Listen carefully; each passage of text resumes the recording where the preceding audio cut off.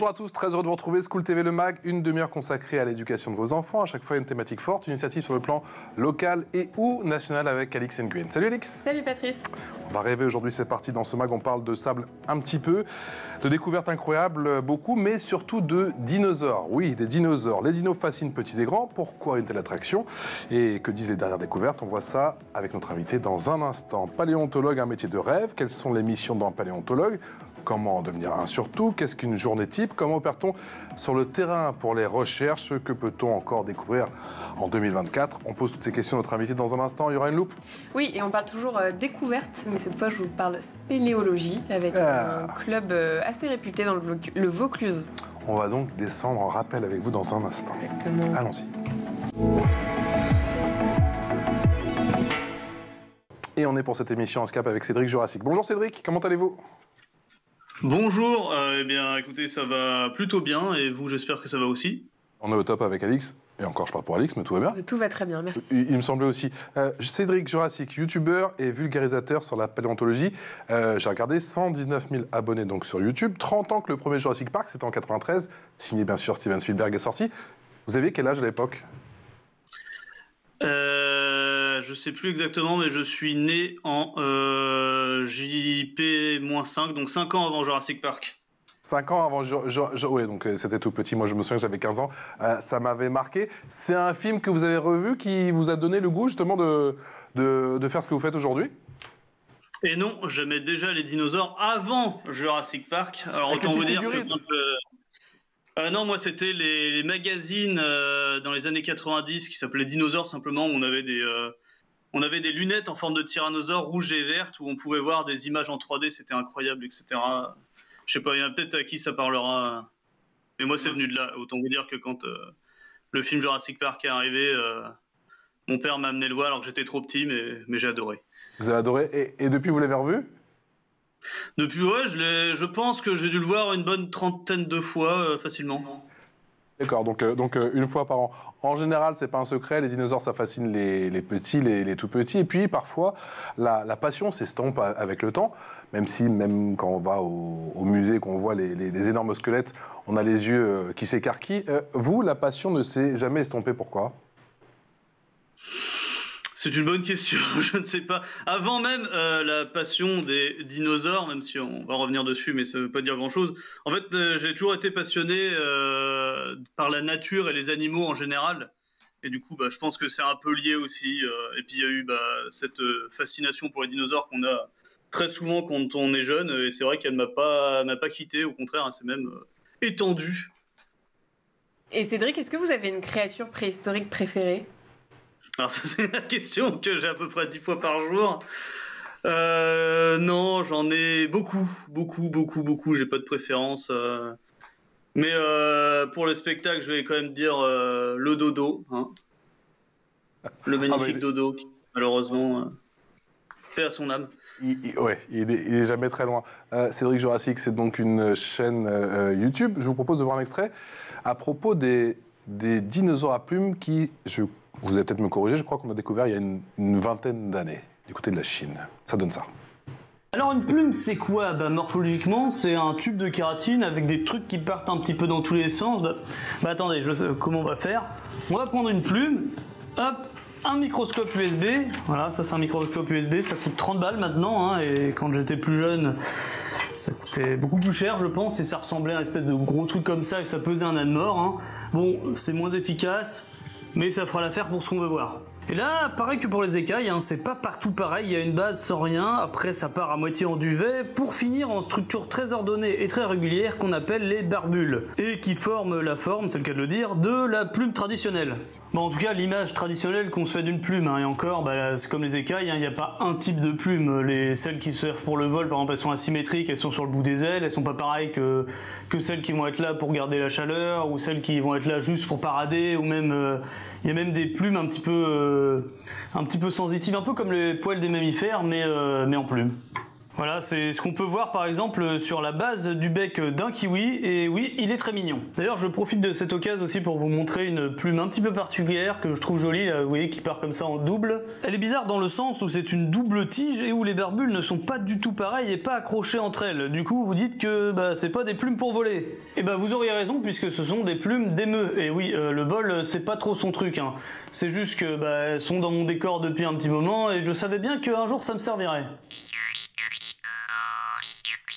Bon, ça me sert aussi à illustrer la diversité qu'il existe chez nos amis les oiseaux, hein, mais il y a encore un autre type de plumes dont je vous ai pas parlé. Mais si, vous savez, celles qui sont sur leurs pattes, là, ah oui, des écailles. Cédric, les dinosaures à plumes, c'est la dernière découverte d'envergure que l'on a fait concernant les dinosaures? Non, on a l'impression, mais non, pas du tout. D'ailleurs, je reviens vite fait, mais c'est très rigolo du coup d'avoir mis un extrait où je suis habillé pareil et où on voit aussi le dodo à côté. C'était pas prévu, mais ça m'a fait rire. Et non, les dinosaures à plumes, en vrai, on en a une bonne idée depuis 1861, là où on avait déjà retrouvé le fossile d'Archaeopteryx, qui est un dinosaure à plumes. Mais ça, comment dire, ça a l'air c'est un peu ce qui tranche avec l'idée reçue qu'on a depuis très longtemps de dinosaures reptiliens et écailleux, même si en vrai c'est un peu plus compliqué. Ça a clos un débat en tout cas, non? Ça dépend de quel débat vous voulez parler, mais dans la communauté scientifique, ça fait un moment que c'est clos. D'accord, Alex. Mais on va dire clos. Vraiment, ouais, allez, depuis les années 2000. Notamment, vous parliez les fossiles en Chine et qui sont exceptionnels, etc. Où là, il n'y avait plus aucune. Si on en trouve un ou deux, pourquoi pas, mais là, une cinquantaine, ça fait beaucoup. Il n'y a plus aucun doute. Et Cédric, si vous aviez pu participer à une fouille historique, ça aurait été laquelle et pourquoi, si vous pouviez remonter le temps? Une fouille historique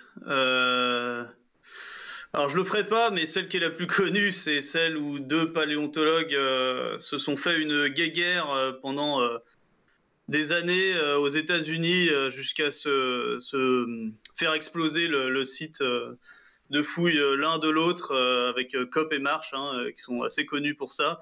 Mais je le ferai pas, mais c'est le cas le plus célèbre qui a donné la guerre des os d'ailleurs. Alors, comment a commencé, dites-nous, l'aventure sur YouTube? Et pourquoi avoir créé cette chaîne? Alors, c'est parce que à l'époque, il y a 5-6 ans déjà, même plus, je regardais déjà des vidéos de vulgarisation scientifique sur plein de sujets, dont des trucs qui ne m'intéressent pas forcément, et je me suis rendu compte que les gens arrivaient à m'intéresser à un sujet qui ne m'intéresse pas de base. Et je me suis dit, mais c'est vachement bien ça, j'aimerais bien faire ça.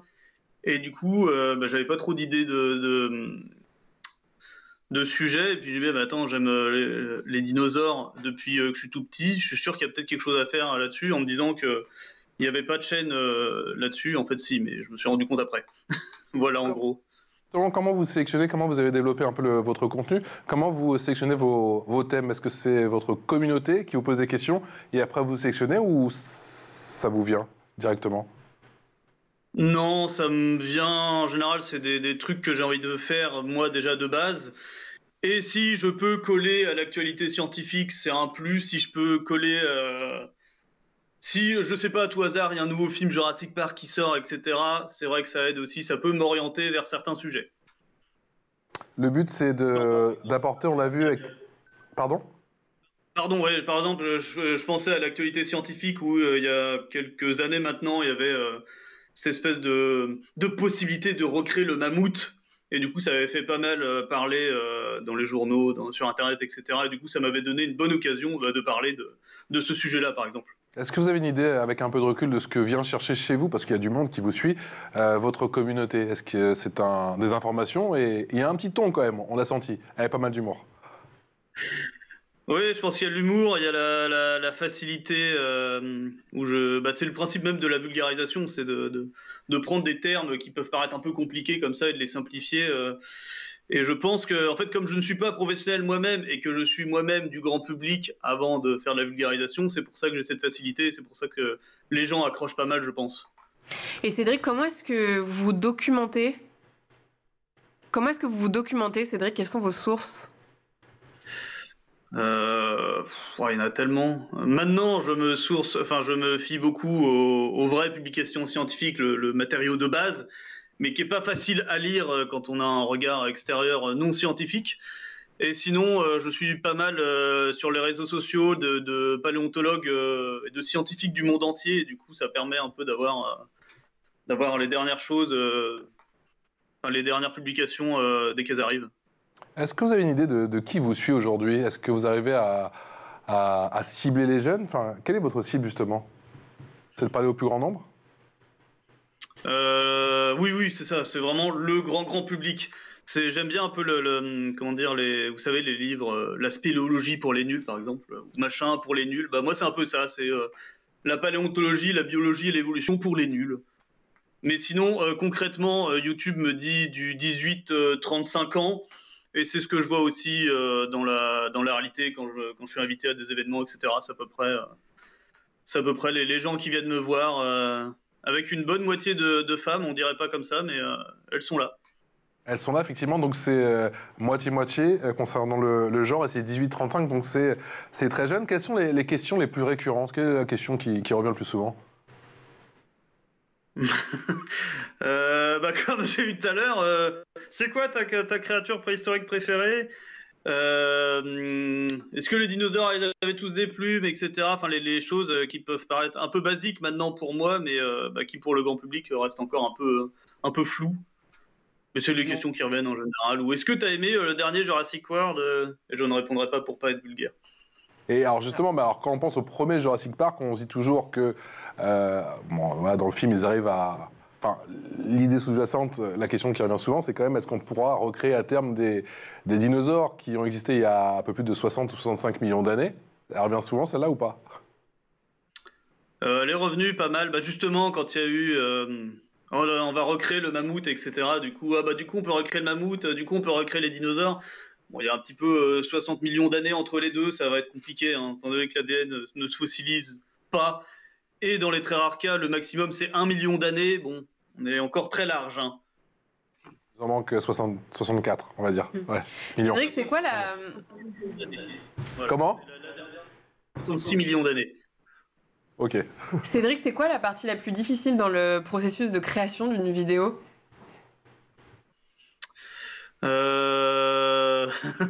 Le tournage. Enfin, pour moi, après, ça va dépendre de chaque créateur, etc. Mais le tournage, c'est long, c'est fastidieux. Pour une vidéo de 10 minutes, tu dois avoir 1h30 de moi qui recommence les phrases, etc. Et après, c'est se voir et s'entendre en boucle. C'est pas facile. Et ça pour moi, ça. Comment vous voyez le métier de paléontologue? Et est-ce que vous auriez, avec un peu de recul, ce que vous avez voulu en devenir un finalement? Alors, pendant une grosse période de ma vie, j'ai voulu être paléontologue. Après, je me suis rendu compte que j'étais nul à l'école, que j'aimais pas trop les sciences à l'école, ce qui a changé bien après. Et maintenant que je connais plein de vrais paléontologues véritables, je me rends compte que j'aurais eu beaucoup de mal parce que c'est très compliqué. Hein. C'est des très très longues études et pour des débouchés pas forcément concluantes, on va dire. Oui, Je préfère être honnête. Non, mais c'est vrai qu'il y a très peu de place, hein, très peu d'élus, effectivement. Et leur journée, elle ressemble à quoi, justement? Est-ce que vous échangez avec eux à propos de ça, justement? Il y a beaucoup de recherches, mais les recherches, ça se fait essentiellement sur le terrain ou ça peut se faire aussi beaucoup derrière l'ordinateur? Ça ressemble à quoi? Mais voilà, justement, il y a aussi ça. Je suis là pour casser les idées reçues, hein, donc voilà. Donc le mythe du paléontologue / archéologue qui est H24 sur le terrain avec un chapeau et un fouet, c'est pas trop la réalité. Hein. La plupart du temps, c'est dans un laboratoire ou derrière un ordinateur pour faire de la paperasse, surtout en ce moment. Mais voilà, c'est surtout ça, malheureusement. Enfin, malheureusement et heureusement, parce que c'est aussi la partie qui est la plus intéressante, je trouve, pour ma part. Et Cédric, vos vidéos, elles pourraient être utilisées à l'école, par exemple? Elles sont utilisées à l'école, apparemment. Je sais qu'il y a plusieurs professeurs qui m'ont dit qu'ils les avaient déjà passées, et c'est trop bien. Hein. Mais le problème, c'est que des fois, ma dose d'humour est très inégale, avec un petit peu de vulgarité. Donc, je ne sais pas comment c'est géré. J'essaye de me lisser un peu plus par rapport à ça. Mais en tout cas, ça me fait très plaisir, puisque j'aurais peut-être voulu avoir ça aussi à une époque où je n'aimais pas l'école, où l'école ne m'aimait pas. Avec un autre extrait justement de votre chaîne YouTube, ça donne ça, sur les fouilles. 2 explosions dans la même vidéo, on est gâté, hein, et du coup, bah oui, la nappe phréatique a dû se faire instant vaporiser. Tout ce qui vivait au-dessus, bah, à mon avis, ils n'ont pas trop eu le temps de comprendre ce qui s'est passé avant de se faire vaporiser eux aussi, hein. Et du coup, cet immense trou causé par cet événement-là, et bah, au fur et à mesure du temps, il va se remplir d'eau, et des fois, ça arrive qu'il se rebouche aussi au fil des millions d'années, et c'est ce qu'on va voir maintenant. Enfin non, on va surtout voir ce que c'est ce type de fouille sur ce type de terrain, hein. Parce que bah, je suppose que c'est pas pareil de fouiller là, dans ce petit coin en Auvergne, que de fouiller en plein désert de Mongolie ou à 54 degrés en Afrique du Sud. Hein, je dis ça, je dis rien. Hein, donc non, à côté, ce petit coin d'Auvergne, là, bah, c'était tranquille. Hein. Bref, une fois la couche de terre enlevée, il faut encore déblayer le front de taille. C'est la zone où le gisement qui nous intéresse est à l'air libre. Et là, ils ont fait un sacré boulot. Et une fois que ça avait séché un petit peu, Julien, avec son espèce de pelle à tarte, ramassait des gros millefeuilles de terre pour les emmener un peu plus haut et les faire sécher sur une bâche pendant plusieurs heures. Et la comparaison avec un millefeuille est pas mal, hein, puisque le mieux, c'est vraiment qu'elle ait cette texture. Ni trop sec, ni trop humide, hein, puisque c'est dans ces millefeuilles d'argile que se trouvent les fossiles qui nous intéressent. Cédric, les fouilles, il y en a encore dans le monde entier aujourd'hui, à l'heure où on se parle? Oui, il y en a toujours dans le monde entier. Et là, l'extrait que vous avez passé, il est intéressant puisque c'est absolument pas des dinosaures, c'est la période après où il y avait surtout des petits mammifères et beaucoup d'insectes et de plantes, et c'est ce qu'on avait trouvé, et c'était en France d'ailleurs, les fouilles là, en question. Mais sinon, oui, il y en a tout le temps et dans le monde entier. Cédric, c'est l'heure de la loupe, et la loupe, vous savez quoi? C'est avec Alix.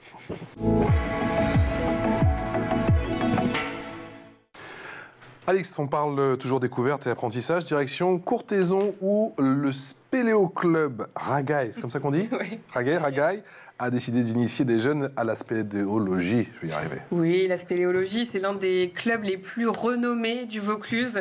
Le 21 octobre, 4 intervenants passionnés ont rencontré 8 jeunes au sein de l'accueil jeune de Courthézon pour leur faire partager leur amour du monde souterrain. Au programme de l'atelier, la présentation du matériel indispensable pour explorer les cavités souterraines, le baudrier, le descendeur, le casque bien sûr. Les jeunes ont aussi appris à manier les cordes et les consignes indispensables en termes de sécurité sous terre. Et après la théorie, ils sont passés à la pratique? Oui, le 24 octobre, ces 8 jeunes ont mis en pratique ce qu'ils avaient appris à l'occasion d'une sortie spéléologique à proximité de Barjac, dans le Gard. Là, ils ont eu la chance de descendre deux puits de 10 mètres de profondeur, de traverser des boyaux étroits et de s'aventurer dans de grandes salles où ils ont pu contempler des stalactites et des stalagmites. Un moment spectaculaire, mais aussi, on l'imagine, un petit défi pour certains d'entre eux qui ont dû apprendre à gérer l'espace et leurs appréhensions.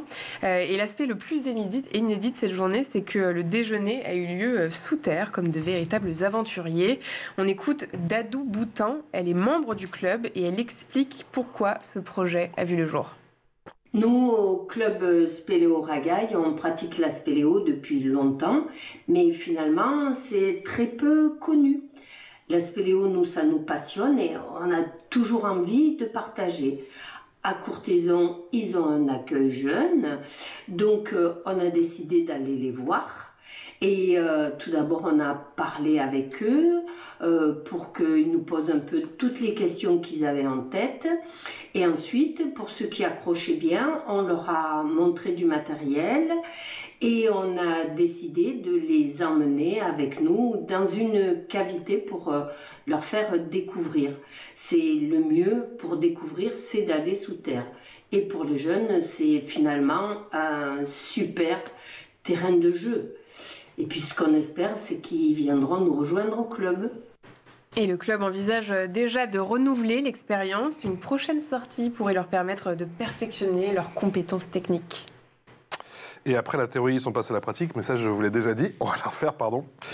Et le Spéléo Club Ragaille, c'est aussi le Spélimage, c'est ça? Oui, c'est l'événement incontournable de l'image et du film spéléologique du 21 au 23 novembre, et pour la 18e fois, Courthézon est devenu le carrefour des passionnés de spéléologie. Une première soirée a été consacrée à des expéditions spéléologiques en Patagonie, une autre aux découvertes paléontologiques avec Ludovic Slimak, chercheur au CNRS. Il a présenté les fouilles menées sur le dernier néandertalien à Montélimar Sud, fouilles auxquelles le Spéléo Club a d'ailleurs participé. Et le club n'oublie pas les jeunes, bien sûr, puisque des projections ont été organisées pour eux. 400 élèves ont participé. Une jolie façon de les sensibiliser à la protection des grottes et à l'importance de préserver ces sites naturels. Cédric, je ne sais pas si vous êtes déjà essayé à la spéléologie, mais ça vous intéresse ? Absolument pas. Je pense que je suis un peu trop claustrophobe pour ça. Ouais.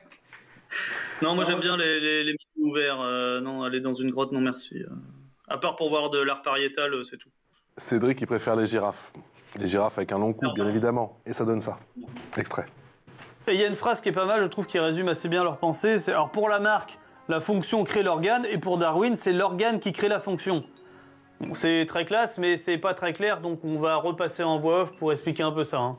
Le tout grâce à cette image très pratique que vous avez peut-être déjà vue dans des vieux livres d'SVT. Alors elle n'est pas vraiment représentative de la réalité, mais elle va être pratique pour illustrer les deux visions. On y voit ce qu'on pourrait considérer comme un ancêtre avec un cou court qui va vers une girafe moderne avec un cou comme on connaît aujourd'hui. Alors JB comme Dédé y prennent en compte l'environnement de la bestiole, c'est-à-dire la savane, des grandes plaines avec de grands arbres disséminés un peu partout, ce qui est la principale source de nourriture des girafes. Alors pour JB en fait c'est les individus girafes au cou court à la base qui, à force de faire l'effort d'étirer leur cou pour atteindre les cimes les plus hautes, transmettent leurs efforts à leurs descendants qui auront des coups plus longs grâce à ça. Et pour Dédé, c'est autre chose qui rentre en compte. On part toujours d'ancêtres à cou court, mais là, c'est des individus qui naissent avec un cou plus long qui vont être avantagés pour accéder à leur nourriture, et du coup auront plus de chances de survie, donc plus de chances de transmettre leurs gènes à leur descendance, dont un cou plus long par exemple. Et ça, sur plusieurs générations et ainsi de suite. C'est le principe qu'on connaît tous, celui de la sélection naturelle, caricaturé sous la phrase « Seuls les plus forts survivent ».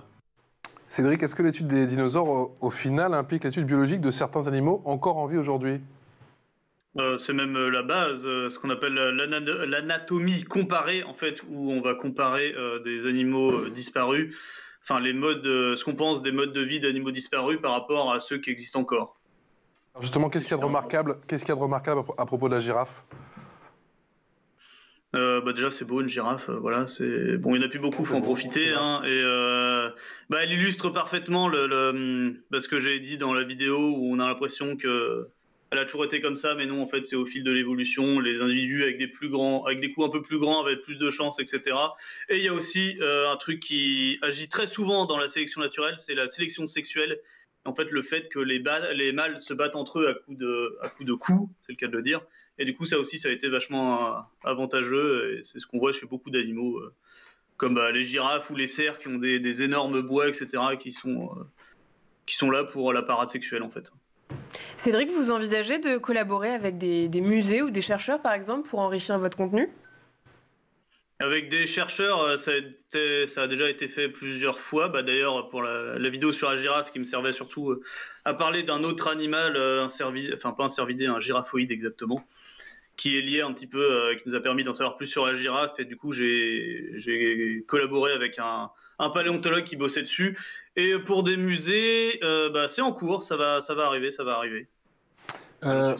Au vu de votre succès, Cédric, vous semblez avoir je ne veux pas vous jeter trop de fleurs, mais j'ai quand même le sentiment que vous avez la bonne approche en ce qui concerne la manière de vulgariser des faits scientifiques. Est-ce que vous intervenez aujourd'hui en classe ou est-ce que vous avez envie de le faire ?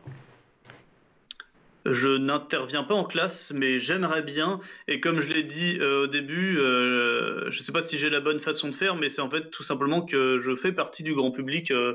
Qu'il y a quelques années, tous ces termes d'ongulés, miocène, paléontologie, c'était un peu flou pour moi. Et en fait, en s'y penchant de plus près, on se rend compte que c'est pas si compliqué que ça et que si moi j'y arrive, n'importe qui peut y arriver. Ben oui, exactement. Et encore une fois, qu'est-ce qui vous empêcherait d'aller intervenir auprès des plus jeunes et de transmettre votre passion ? C'est ça qui fait votre succès aujourd'hui ? Qu'on m'invite, tout simplement, et que je trouve une bonne façon de faire. Moi, j'aime bien intervenir dans des événements avec... en général, il y a une sorte de mini-jeu ou un atelier, et ça va me permettre après de développer quelque chose derrière. Mais ouais, c'est quelque chose qui me plairait beaucoup. Ce qu'on peut reprocher parfois à l'enseignement scientifique, on ne veut pas le critiquer bien évidemment, mais ça manque parfois un petit peu d'humour, un petit peu de jeu, l'aspect ludique. Ouais, après je pense pas que ça soit obligatoire pour apprendre qu'il y ait forcément un aspect ludique ou un aspect humoristique, mais disons que je pense que ça aide pas mal, ouais. Mais après tout le monde n'est pas forcément apte à le faire non plus. Cédric, si vous pouviez faire une vidéo avec un budget illimité, vous feriez quoi ? Alors là, ça c'est une très bonne question. Je sais pas du tout, il y a la blague habituelle de quand est-ce que je ferai une vidéo sur le tyrannosaure, et j'ai dit j'attends les 1 million d'abonnés. Et puis 1 million d'abonnés, ça veut dire budget peut-être pas illimité, mais pas loin. Donc je peux peut-être aller même aux États-Unis pour aller sur un terrain de fouille à Hells Creek où on trouve des tyrannosaures, etc. Mais ça se fera peut-être avant et sans budget illimité malheureusement. Merci infiniment Cédric d'avoir été avec nous, d'avoir partagé votre passion de la paléontologie. Je renvoie bien évidemment sur votre chaîne YouTube, 119 000 abonnés. Cédric, Jurassic, et on espère vous revoir très bientôt sur l'antenne de School TV. Ciao. Merci Alix, on se retrouve demain. À demain. Pour de nouvelles aventures. Et ce ne sera pas forcément Jurassic. À demain.